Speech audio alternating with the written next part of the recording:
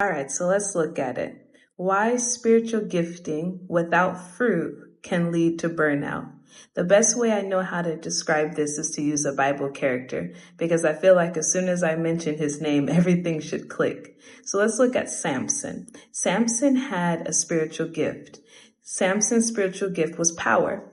And he discovered, notice that word, he discovered that his power was in his hair. So he didn't necessarily have to do anything to get that gift other than the fact that he had to discover it. And there's a key there in discovering our gifts. So he had a gift that he didn't have to work for, but he had a spiritual power without character or without fruit. And we know that Samson lacked self-control.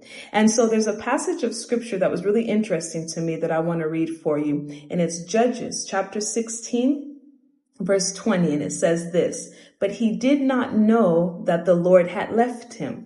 Now that was interesting to me. Samson had gotten so used to relying on his gift, to relying on his power, to just stepping up whenever he needed to, without paying attention to developing himself on the inside, so much so that the presence of God had left him and he didn't even know it.